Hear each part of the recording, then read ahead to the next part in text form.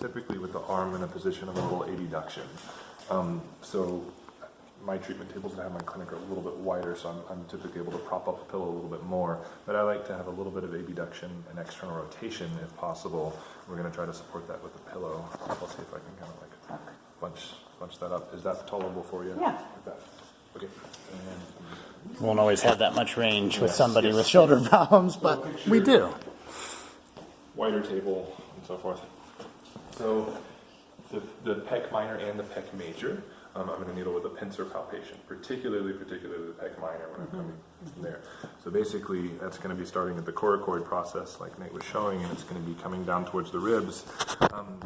In needling these muscles on women, oftentimes I will ask them to just kind of hold themselves and just move the breast tissue out of the way a little bit towards the medial side. Okay. So if that's okay. Yeah. So basically, I'm going to be reaching underneath. And kind of like when I was needling teres minor, teres major, I'm using that pincer palpation, and I'm getting my fingers actually underneath that muscle. So that's coming from the coracoid down towards the ribs, and you need to be underneath that. Okay, so I'm having to kind of come underneath. You're way up in the armpit. Yep, you're way up in the armpit. So that's not necessarily a fun place for you to be, so I'm going to try to not be there too long. But basically, when I'm needling that, just kind of like when I needled the teres minor and major, when you're using that pincer palpation, this tissue I'm pulling up that's between my fingers here, that's my fingers underneath there, that's not her lung. So if I'm needling in that direction, I know I'm going to be safe. The same precaution comes up though about not needling through that and sticking your finger. So basically, go ahead and needle.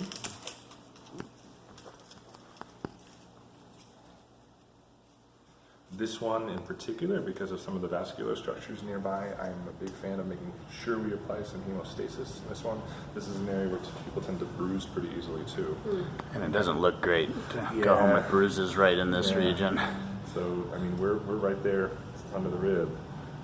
So I'm right there, and it goes without saying, we talked about earlier, make sure people don't have implants or anything like that. I'm going to tap in, and then I'm going to needle. Again, just kind of laterally, and I'm pinching up. And then we go from there. Again, I just want to make sure these fingers are out of the way underneath. Yeah. And then I would needle pec major in much the same way. And in fact, you're going to be going through some pec major when you get to when you're needling the pec minor. I tend to needle the pec major, just that lateral portion with the pincer grip most of the time. There are techniques.